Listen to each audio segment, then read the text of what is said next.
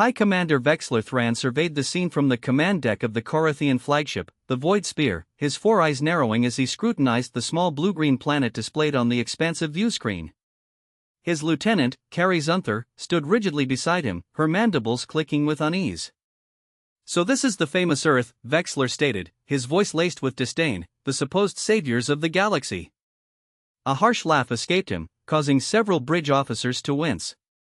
"They appear rather unremarkable." "Commander," Carrie cautioned, "the humans have a reputation founded on exaggerations and embellished stories." Vexler scoffed. "The vaunted humans, always rushing in to save the day? Please. They've only been exploring interstellar space for a century. They've merely been fortunate." The Katheian Empire had been at war with the Galactic Alliance for nearly 3 decades. Planet after planet had succumbed to their superior firepower and brutal methods. The once proud alliance was now reduced to a scattering of systems, desperately pleading for assistance from anyone who would heed their call. "Commander, we've intercepted transmissions from Proxima Centauri," reported Communications Officer Jex Vanter. "The colony is under heavy bombardment from our forces. They've issued a distress signal to Earth." Vexler's mouth stretched into what passed for a smile in his species. "Excellent. Let's see if these legendary humans actually respond, or if they're simply another species that boasts loudly and hides when real danger looms." "Sir," Jex continued, "our intelligence suggests Earth has been developing its military capabilities. They might actually pose a threat to us." Vexler laughed again, louder this time. "We've conquered half the known galaxy.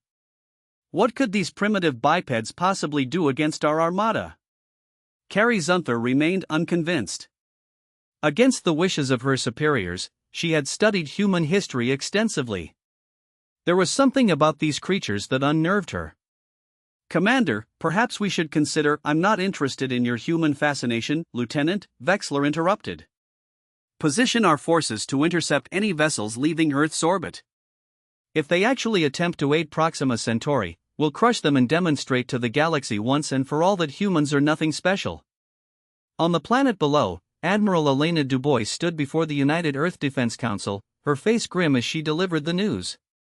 "Proxima Centauri is under attack.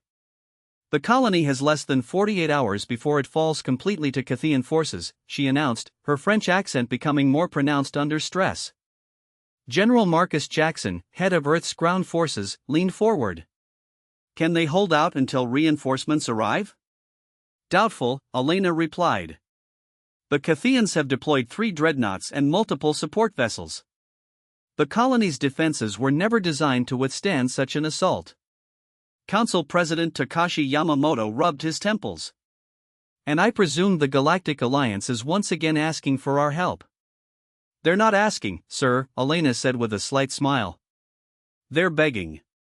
The council chamber erupted in fervent debate.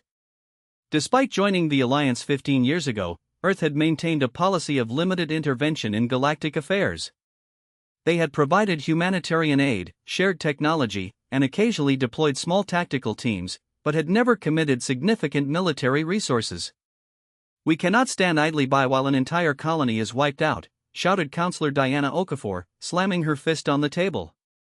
"And what about the next colony, and the next?" countered Councillor Pavel Sukov. "We cannot be the galaxy's police force."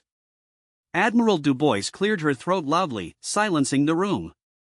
"With all due respect, councillors, while you debate, people are dying. The Katheians believe we're weak, that we won't respond with force. They've been pushing this narrative throughout the Alliance for years, and it's working. Member worlds are losing faith." "What exactly are you proposing, Admiral?" asked President Yamamoto. "Operation Thunderclap, sir, the full deployment of Earth's fleet." A stunned silence fell over the chamber. "The full fleet," Councillor Okafor whispered. "We've never revealed its true size before." "Exactly," Elena said with a nod. "The Katheians think we're all talk. It's time to show them otherwise." "The diplomatic consequences could be severe," cautioned Councillor Sukov. "There won't be any diplomacy left if the Katheians continue unchecked," Elena countered. "They've already conquered 17 Alliance worlds and show no signs of stopping." Proxima Centauri is just one jump from our solar system. President Yamamoto stood, signaling the end of discussion. Put it to a vote. All in favor of authorizing Operation Thunderclap. One by one, hands rose until all 12 council members had voted in favor. Very well, Admiral. You have your authorization. May God help us all. Back aboard the Void Spear, Vexler watched the long-range scanners with growing impatience. Nothing from Earth yet, he asked. No, Commander, Jex responded. Their orbital platforms show normal activity. No fleet movements detected. Vexler snorted. As expected. See, Lieutenant? Your precious humans aren't coming to the rescue. They're cowering on their little blue world, safe behind their diplomatic double-talk. Carrie wasn't so sure. Something felt off. Sir, our intelligence reports indicate unusual energy signatures from Earth's moon. Perhaps they're mobilizing forces we can't detect. Mobilizing what, exactly? A few patrol ships, maybe a cruiser or two? Even if they send everything they have, it would be no match for a single Katheian dreadnought. Reports from Proxima Centauri, Commander, Jex interrupted. Our forces have breached the colony's outer defenses. The inner city shields are failing. They estimate complete victory within 30 hours. Vexler's 4 eyes blinked in sequence, a sign of satisfaction among his kind. Excellent. Once Proxima falls, we'll move on to the Taustai system. The Alliance will crumble, and Earth will learn what happens to those who choose the wrong side. On Earth, Admiral Dubois stood in the massive underground command center beneath the Rocky Mountains.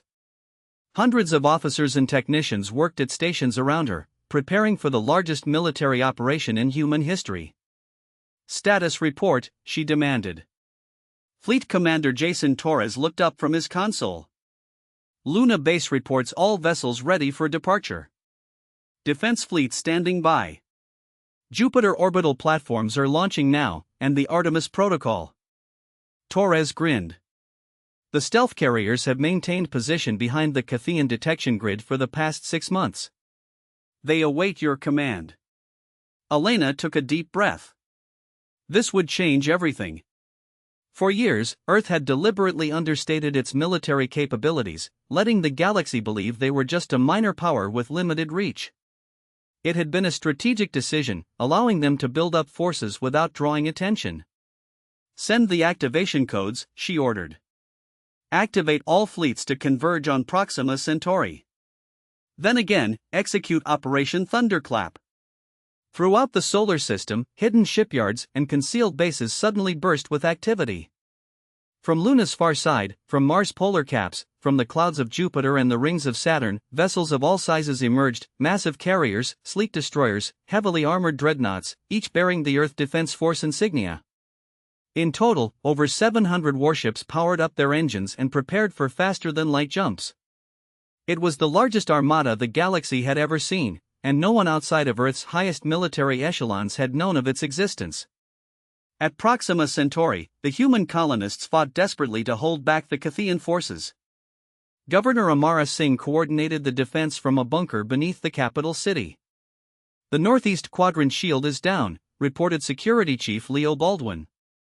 "We've got ground forces breaching the perimeter. Redirect power from the southern shields," Amara ordered.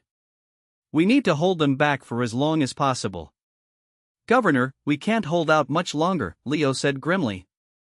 "The evacuation ships can only take about 30% of our population. We need to decide who goes and who stays." Amara closed her eyes briefly. "No. We hold position, and we keep fighting. Help will come." Leo looked skeptical. "With all due respect, Governor, we've been sending distress calls for almost 2 days. Nobody's coming." "Earth will come," she said firmly. "Earth?" "They've never committed major forces to any alliance conflict. They send aid packages and small special ops teams." "That's it." Amara smiled mysteriously. "There's a lot you don't know about Earth, Leo. Trust me on this. They will come. In orbit above the colony, Katheian warships continued their bombardment of the planetary defenses. Aboard the assault carrier Talonstrike, Commander Zol Ravx received a priority communication. "Commander, our sensors are detecting unusual energy fluctuations at the edge of the system," reported his tactical officer. "Explain," Ravx demanded. "It appears to be consistent with multiple FTL translations, but the scale is unusual." "The Alliance sending reinforcements?" Ravx sneered. "Let them come. It will save us the trouble of hunting them down later." "Sir, I'm detecting, wait, that can't be right." The tactical officer frantically recalibrated his instruments. "Sir, I'm reading over 200 ships that just entered the system, and more are arriving." 200? Ravx blinked rapidly in confusion. The Alliance doesn't have 200 ships left in their entire fleet. "They're not Alliance vessels, sir. They're from Earth." Back on the Void Spear, chaos erupted on the bridge as reports flooded in. "Commander Vexler," Jex shouted. "We're receiving emergency transmissions from our forces at Proxima Centauri." Vexler spun around. "What's happening?" "Earth ships, sir. Hundreds of them. They've surrounded our fleet and are demanding immediate surrender." "That's impossible," Vexler hissed. "Where did they come from? How did they assemble a force that size without our knowledge?" Carey stepped forward. "I tried to warn you, sir. Humans are deceptive. They've likely been building this fleet in secret for years." "Show me," Vexler demanded.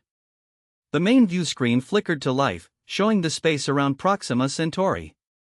What Vexler saw made his blood run cold. Hundreds of Earth vessels, many larger and more advanced than anything he'd seen before, had completely surrounded the Katheian attack force.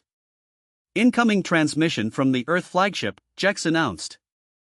"Put it through," Vexler ordered, his voice barely audible. Admiral Elena Dubois's face appeared on screen. "This is Admiral Dubois of the Earth Defense Force. Your forces at Proxima Centauri are surrounded and outgunned. You have 30 minutes to order them to stand down and retreat, or we will open fire. This is not a negotiation." The transmission cut off before Vexler could respond. "Orders, Commander?" Carey asked quietly. Vexler stared at the screen, watching as more Earthships continued to arrive through FTL jumps. His entire worldview was crumbling before his eyes. The supposedly weak, non-interventionist humans had just revealed themselves to be the most formidable military power in the sector. "They thought we wouldn't come," Elena said, watching the Katheian ships scramble to defensive positions. Commander Torres nodded beside her on the bridge of the EDF flagship Excalibur. "Your orders, Admiral?" Elena's expression hardened. "Prepare all weapon systems. If they don't retreat in 30 minutes, exactly, show them what Earth's mightiest armada can really do." As the deadline approached, the galaxy held its breath, watching Earth's dramatic entrance onto the galactic stage. The age of human non-intervention was over, and the Katheians, and everyone else, were about to learn why you should never mistake patience for weakness. The 30-minute deadline ticked down with excruciating slowness. On the bridge of the Excalibur, Admiral Dubois watched the tactical display with laser focus. The Katheian forces at Proxima Centauri had ceased their bombardment of the colony, but remained in combat formation. 20 seconds to deadline, Admiral, announced Tactical Officer Ren Hayashi. Elena nodded, her expression unreadable. "Open a channel to all Earth vessels." "Channel open. This is Admiral Dubois. Prepare to engage on my mark. Priority targets are their heavy cruisers and weapons platforms. Protect the colony at all costs." She paused, checking the chronometer. 5, 4, 3, 2. Her countdown was interrupted by Commander Torres. "Admiral, the Katheian flagship is transmitting." Elena's eyes narrowed. On screen, Commander Zol Ravx appeared, his mandibles twitching nervously. "This is Commander Ravx of the Katheian Imperial Forces. We are withdrawing from Proxima Centauri as requested." A wise decision, Commander, Elena replied coolly. Be advised, any further aggression against Alliance worlds will be met with the same response. Earth is no longer watching from the sidelines. As the transmission ended, Torres turned to his admiral. Do we trust them? Not for a second, Elena said. Maintain weapons lock and escort them to the edge of the system. If they deviate from the withdrawal route, open fire. The Katheian fleet began a slow, humiliating retreat under the watchful eyes of Earth's armada.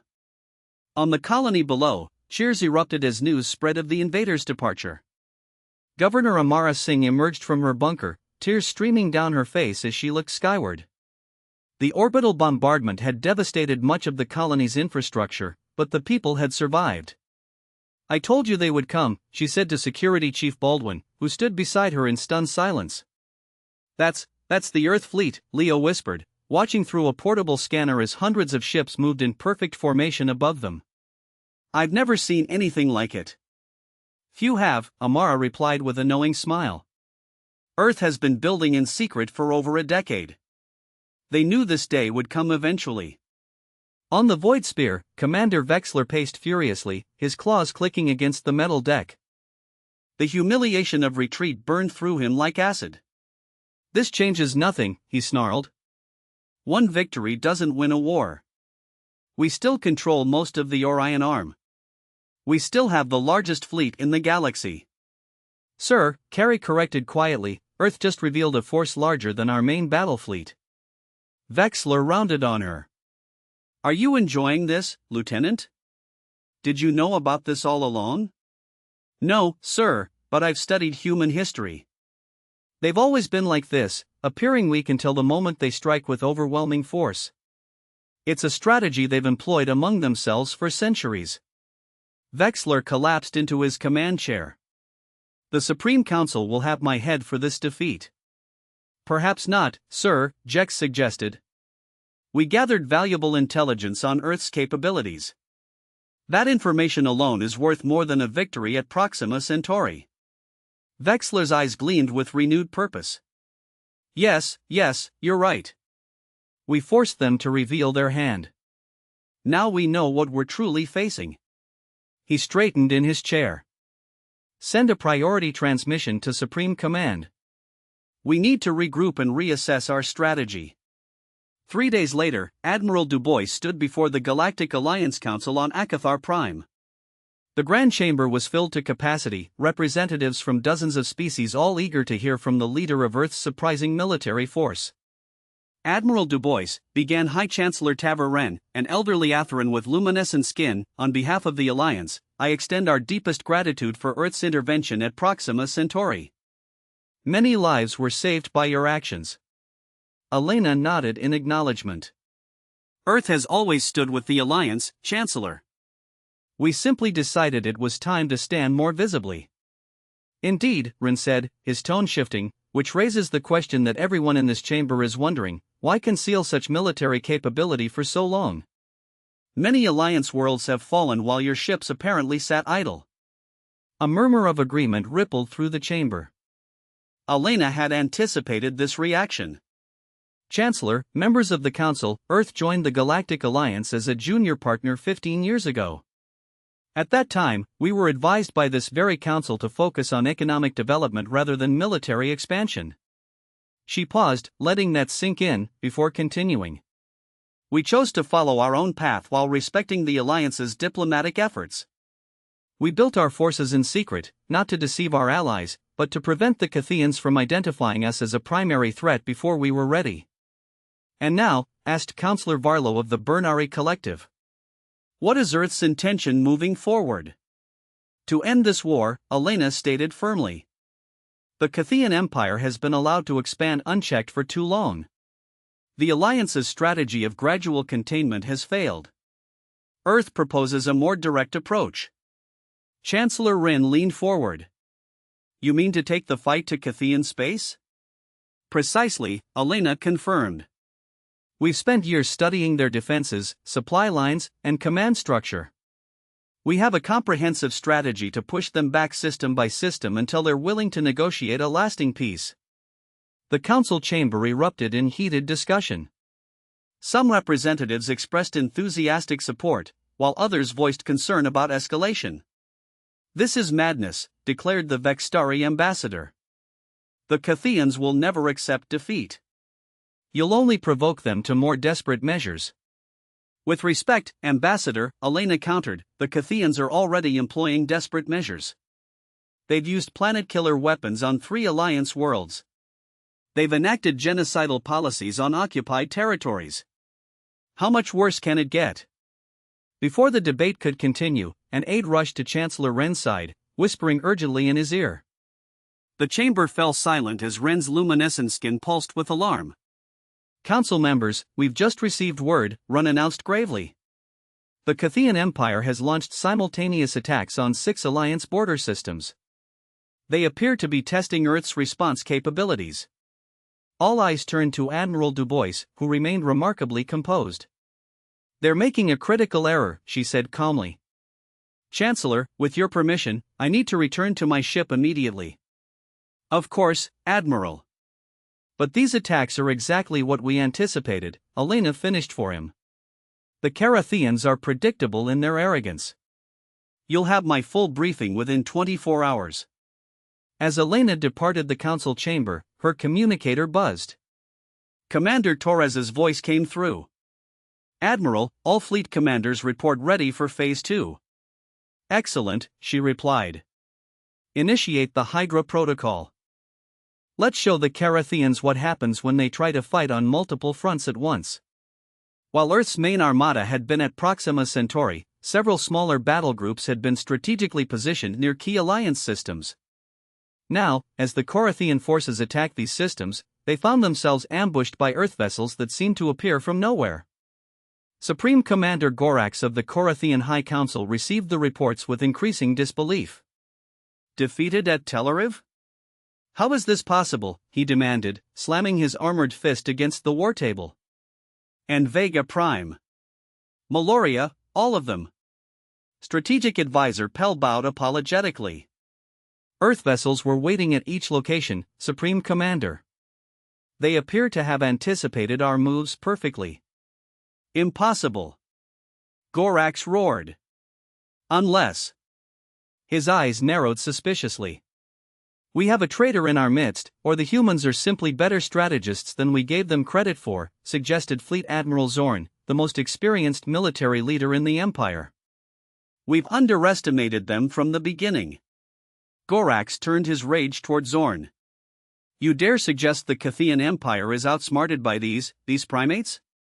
"I suggest," Zorn replied carefully, "that we need to reassess our approach. The humans have studied us, learned our tactics, and prepared accordingly. We must do the same." On the colony world of New Terra, the population watched in awe as Earth frigates engaged Katheian destroyers in the upper atmosphere. The battle lit up the night sky like a violent meteor shower. Journalist Priya Kapoor recorded the scene for her global broadcast. "This is Priya Kapoor reporting live from New Terra, where Earth Defense Forces are currently repelling a Katheian assault force.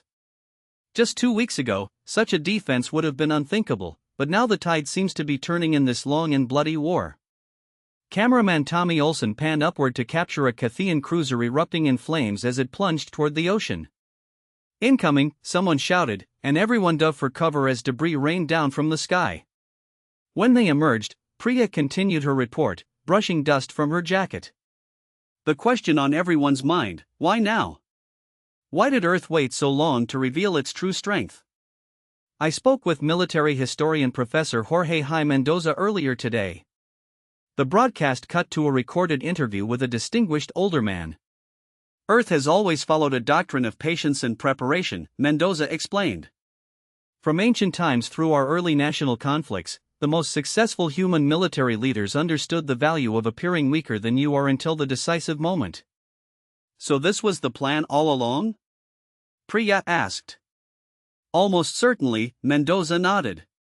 While the Alliance fought conventional battles and suffered conventional defeats, Earth was preparing for unconventional warfare on a galactic scale. The Katheians never saw it coming because they were looking for traditional military buildups, visible shipyards, obvious training grounds, detectable fleet movements. Earth hid everything in plain sight. Back on the Void Spear, Vexler received orders from Supreme Command. Retreat. He spat the word as if it were poison. They want us to retreat from all contested systems. It's a strategic redeployment, sir, Carey explained, reading the full directive. We're consolidating our forces to defend core Katheian territories. Vexler laughed bitterly.